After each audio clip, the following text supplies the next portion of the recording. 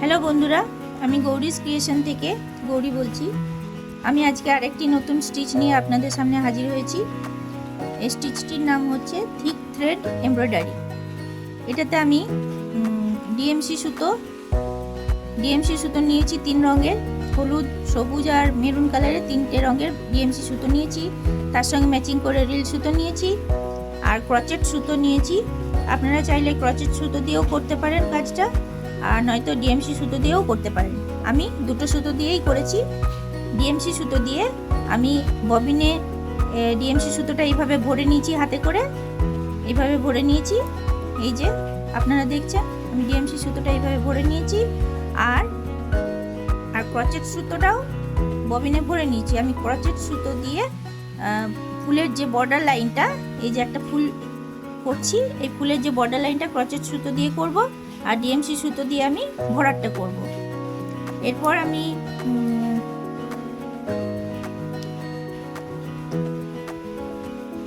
এই ফুলটাতে, এই নকশাটা, এই স্টিচের জন্য যে সোজা দিক যেটা, সেটা থাকবে নিচের দিকে।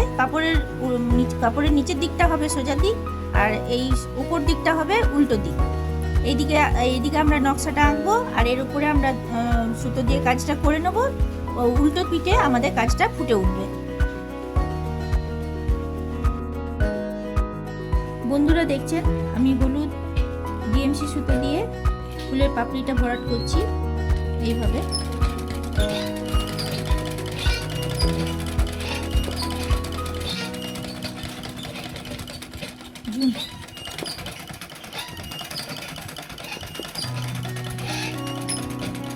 এইভাবে ফুলের পাপড়িটা ভরাট করে নিচ্ছি। এরপর ক্রচেট সুতো দিয়ে পাপড়ির চারপাশে বর্ডার লাইন করে দেবো।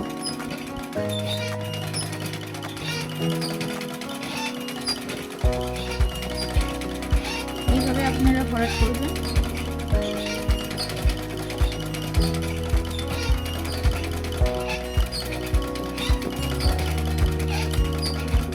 ফ্রেমটা একবার সামনে একবার পিছনে করে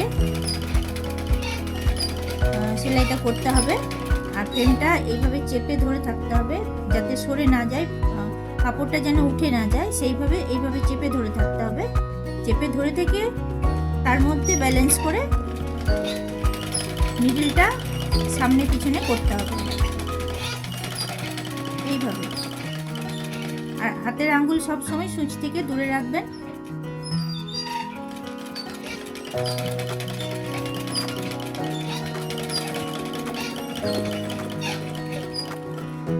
এইভাবে আমি পুরো পাপড়িটা, এই হলুদ সুতো দিয়ে পুরো পাপড়িটা আমি ভরাট করে নেব।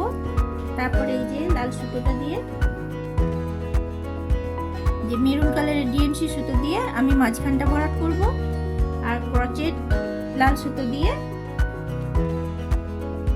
এই যে ক্রচেটের লাল সুতো দিয়ে পাপড়ির বর্ডারটা আমি করে নেব। আপনারা দেখুন, এই ফুলটা হয়ে যাওয়ার পর এটা সব এরকম ভরাট করে নেওয়ার পর এই যে লাল মেরুন সুতো দিয়ে আমি ভরাট করে নিয়েছি আর লাল রঙের ক্রচেট সুতো দিয়ে বর্ডার লাইনটা করে নিয়েছি আর সবুজ ডিএমসি সুতো দিয়ে ভরাট করেছি। এরপর ফুলটা আমার, এটা উল্টো দিক, এরপর ফুলটা আমার ঠিক এই রকম আসবে।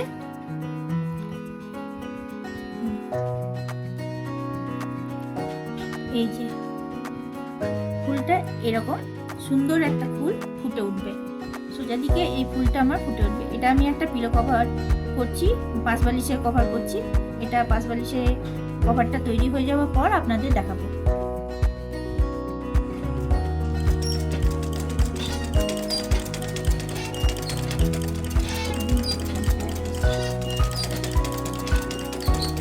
বন্ধুরা, রানিং সেলাই দিয়ে আমি ফুলের পাপড়িটা ভরাট করে নিচ্ছি। এটা উল্টো দিকে ফুলটা অতটা বোঝা যাবে না, কিন্তু যখন এটা হয়ে যাবে সোজা দিকটা আপনাদের দেখাবো। এই দেখুন সোজা দিক, ফুলটা এরকম সুন্দর হবে, ঠিক এরকম। এই যে ফুলের পাপড়ি, এই পাপড়িটা আমি ওই ডিএমসি সুতো দিয়ে ভরাট করেছি। ডিএমসি সুতোটা নিচে ববিন কেসে আছে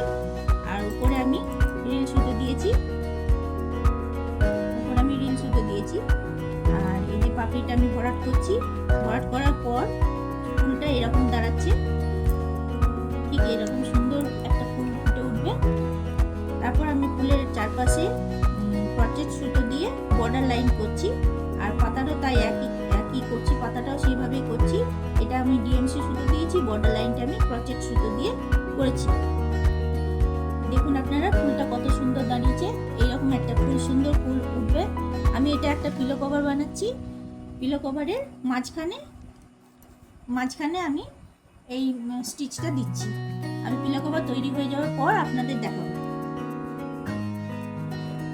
দেখুন আমি মেরুন কালারের ডিএমসি সুতো নিচে ববিন কেসে পড়েছি, সেটাই যে উঠে এসেছে। আর এটা হচ্ছে রিল সুতো, একই রঙের রিল সুতো নিয়েছি, মাঝখানটা ভরাট করব।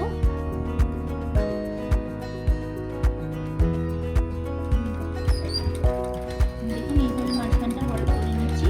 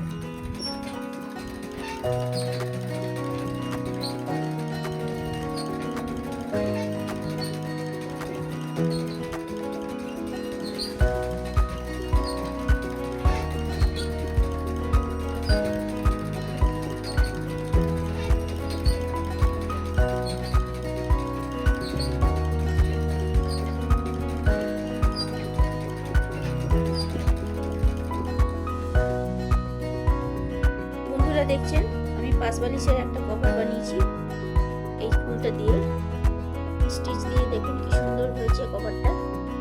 মাঝখানে এক রঙের কাপড়ের উপরে ফুলটা তুলবে, আর দু সাইডে প্রিন্টেড কাপড় জোড়া দিয়ে দেবেন, তাহলে কভারটা খুব সুন্দর দেখাবে।